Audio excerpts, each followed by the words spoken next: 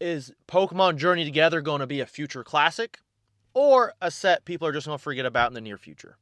I've done a deep dive. I've checked allocations, pull rights, and market trends. What I found was surprising. If you're a collector, investor, or someone just trying to figure out if the set's worth buying, stick around.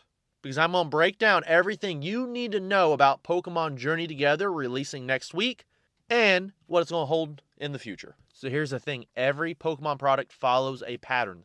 Evolving Skies, Prismatic Evolutions, Skyrockets, Battle Styles, Bargain Bin. The big question is, where will Journey Together fall? On the surface, this set looks okay, but there's a few things going on behind the scenes I think that can make the set a real winner, depending on reprints. First off, the pull rates. This is a smaller set, so it will be easier to complete a master set. However, if Battle Partners have anything to say about this, the Japanese equivalent, the chase cards are going to be a game changer. But the pull rates are just one piece of the puzzle. Print runs can have a massive impact. Is it going to be short printed? Is it going to get multiple reprints? And most importantly, is the set going to hold value long term? By the end of this video, you'll know exactly where Journey Together will stand, that releases next week, and if it's worth your money. So let's break it down. So first off, let's start off with pull rates.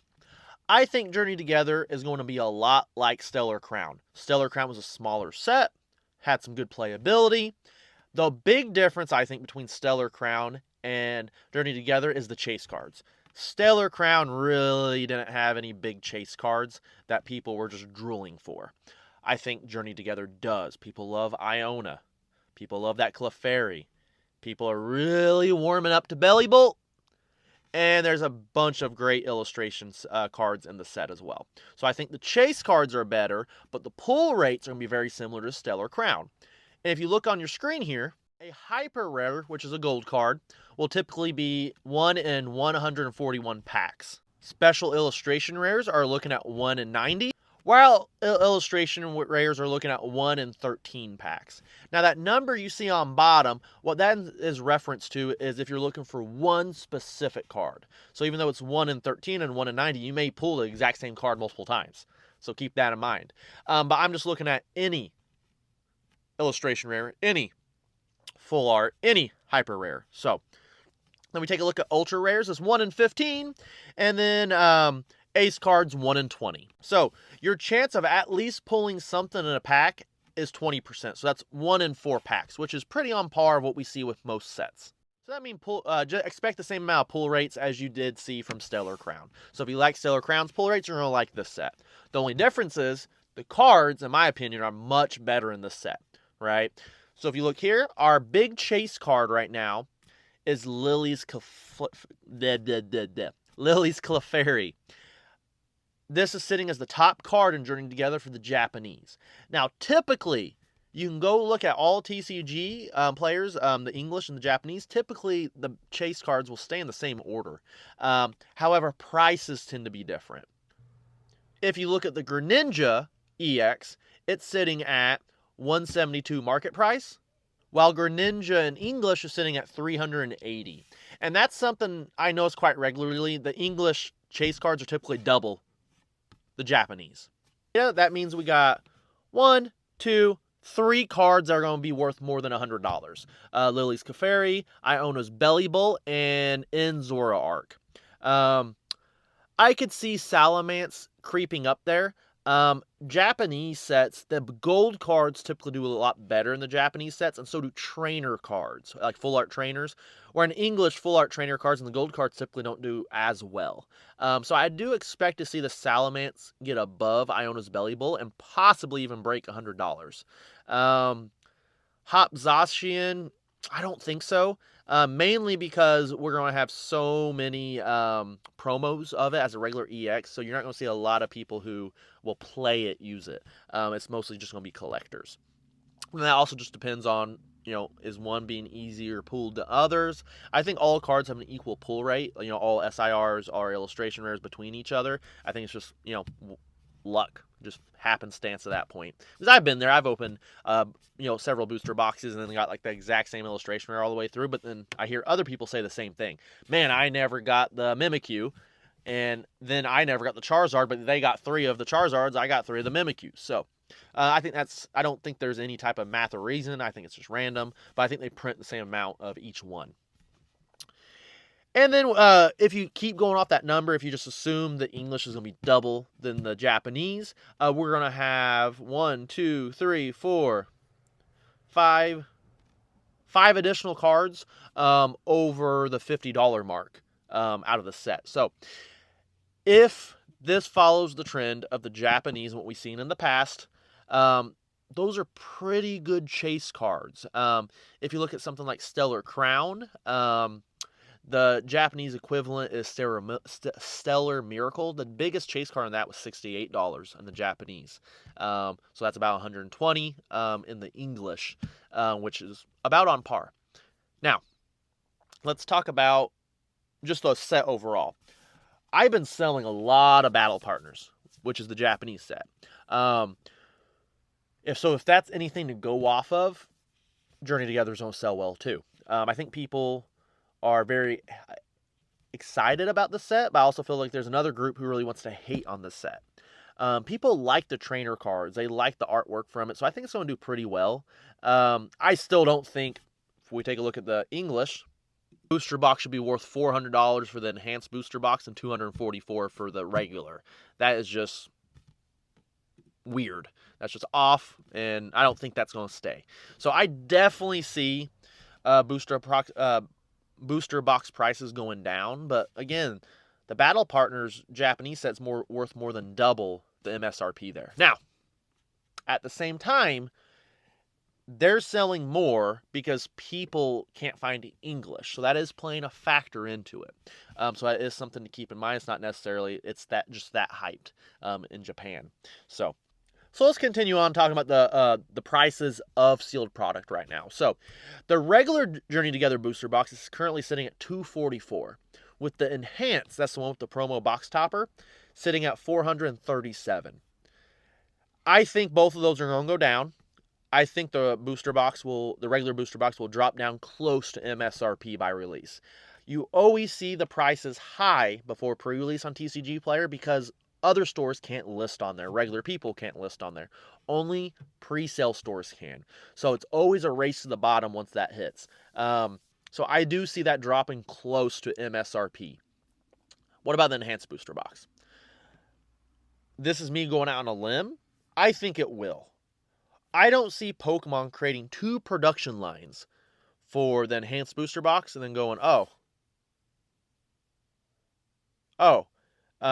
let's have a separate one. Now, as I'm saying that out loud, I actually disagree with myself because that sounds completely dumb because they already have 2 separate booster boxes. So, I look like an idiot, but I figured it out before this video ever published, but I'm not going to edit it out because it's good to see mistakes. So, I can see Pokemon on their second print not doing an enhanced booster box. Will they? I don't know. I think they're likely to keep it going.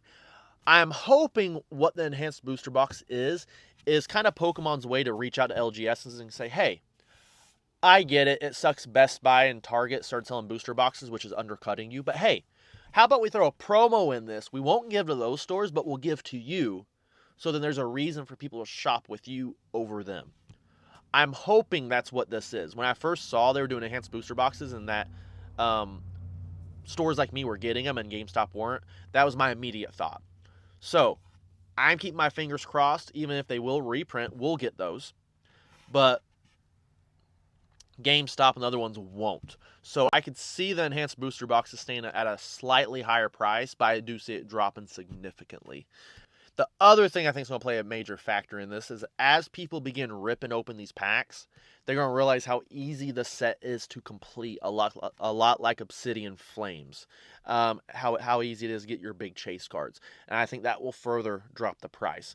Maybe just to MSRP, hopefully slightly below.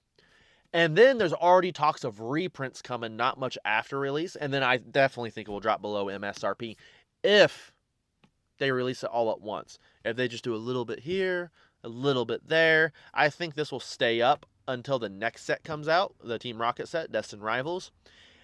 And then they also do another reprint of Journey Together at the same time. That's what we saw with like Fusion Strike and Evolving Skies when Brilliant Stars was about to come out. They're like, oh hey, Brilliant Stars, but hey, take Vivid Voltage, Darkness Ablaze, and Fusion Strike, and then you saw the price of all those drop significantly because people really weren't chasing after them. They were instead chasing after the new set, so that gave the stock. People ignored the stock and focused on the new set, and that helped balance it out. So if they reprint this during Destined Rivals, I could see this significantly going below MSRP, probably around 140, 120. Fingers crossed. I could be wrong. Again, I'm wrong a lot. So these are just my observations and my opinions.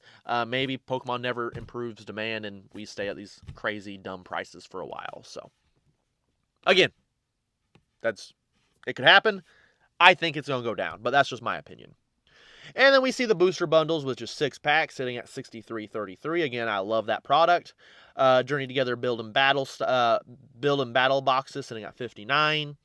3-pack blisters sitting at $38.89. I don't like to dive too deep into these, just because the main thing we need to look at is pack per price with the booster boxes. Now this goes into allocations. I've mentioned it a few times on this channel. I'll do a deep dive one day on how that really works. But I've seen a lot of people complain on Instagram. Hey guys, I'm not dogging on you. I get it. But I've seen a lot of people like on Instagram complain, oh, I only got 5% of what I ordered. That is probably because they ordered more than they did before, right? If demand is higher than supply, and I ordered more booster boxes than I was ordering before, of course you're going to get less. However, if I've been ordering consistently the entire time, I'm likely to get what I've been consistently ordering. I won't give out any names or anything, but this is why I love my distributor. I was talking to my rep, and they were just talking about, hey, this store, they never order a lot. They always order very little. This store always orders 30 booster boxes, and their allocations got cut to like 21, 22. And even when it was low, he ordered 30 booster boxes. So he was talking to my rep and was just like, man, I get it. It's low, but it sucks. I always order 30 booster boxes. Even when no one was buying, I still ordered 30. And my rep was like, you know what? You're right. I'm going to find you 30 more booster boxes. Not for me, but for this guy. And I love hearing that. Why? Because if my rep's telling me this about someone else, and he's willing to do that for someone else, he's likely to do that for me. That's why I love my distributor. I know everyone likes to dog on him, using him as a scapegoat, but I love working with Southern Hobby. You can call me a shill, a sellout, for not just complaining about companies. I tend to want to say positive things about most people. So he's always ordered the same amount, so he's getting what he did. We're getting about 90% of what we normally order. So to me, I thought that was fantastic. So seeing these stores kind of causing this panic of we're only getting 5%. That's because they ordered more than they did before, and demand's higher. So on the allocation side's demand side, it's not as bad as people are making it seem on social media. It's not great. The amount of people who are wanting to buy it is much, much, much higher, but the amount they're printing isn't a significant drop. It is slightly lower, but not significant than what the last set was. I could be wrong once again, but this is all I know from talking to my sales reps from both my distributors, spending time with them and talking to other stores and knowing how the business has worked in the background for the last 6 years. Now, as for how well will the set do long term, it really depends. Celebrations, when it first released, was massively, massively overpriced, and then Pokemon started printing. Then they didn't stop printing, and eventually it became massively cheap. And it stayed like that for a while until 2 years later, then it skyrocketed again, but that's because there's nothing left out there. In my experience, minus like these small little reprints, usually you won't see a reprint of a Pokemon set unless there's an issue, like we see right now. 7-8 months after a set releases, you will still find packs and like new items that come out, but you won't really see booster boxes printed again in a mass quantity. That you may see like 12 show up to a store like us, right? Or to these smaller stores, they may get one case. It's never this massive amount. Okay, we just recently got news of a reprint, right? And then a lot of people are talking about it on YouTube. Danny Phantom, Pokey, there's like they're getting one case. Well, that's kind of normal. Once that like 6-8 months to a year hits, Pokemon don't reprint a lot, especially not enough to really affect the market, unless we're in a time right now that's nuts, right? Pokemon may put out a small reprint, but like, all right, we need to do more.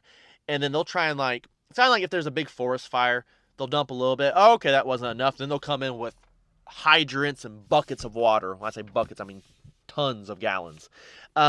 So that could definitely happen here. We've seen it with the Evolving Skies, Fusion Strike, and Brilliant Stars situation. Vivid Voltage, a big one that happened with. But that's usually when there's only like this craziness going on, like right now. So I could see Pokemon coming in and just printing this into the ground. However, that doesn't necessarily make this a bad set. If it does well at release, that is a sign for the future, once it's out of print, how well it will do. Right? It may take more time for it to catch up, like Celebrations. Celebrations did not sell well for the longest time. And then finally, once the supply ran out, people realized, oh, this actually was kind of a good set, and I'd like some. I didn't get to open it. I just got into the hobby. Let's pick it up. Do I think this is going to be a good set for the long run? It depends. If Pokemon catches up to demand, I think it will drop for a little bit, but I think it will increase back up. In the past, Pokemon will typically go back to all the sets that were affected during short supplies like this or high demand times, and print it into the ground. So I think it will be a good long-term investment, but you may see a massive dip for a short period. So is this another quick hype train? I really can't tell you. I think it's going to get close to MSRP, and then it will creep its way back up until Destined Rivals comes out. So if you find this at MSRP, I don't think you're doing yourself a disservice at all to pick it up. I think it will be worth it. I think you'll be happy.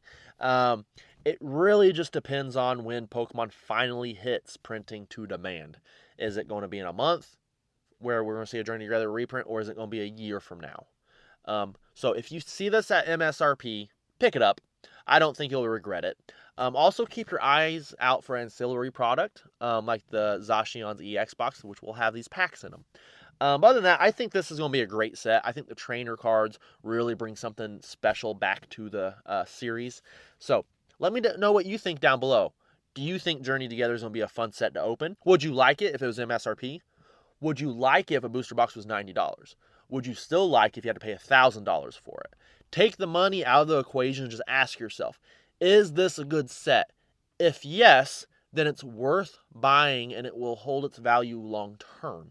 Your money situation is your money situation. Different people have different prices, so keep that in mind. I think it's going to be a good set. Let me know what you think. Other than that, be sure to like and subscribe, and I will see you guys next time.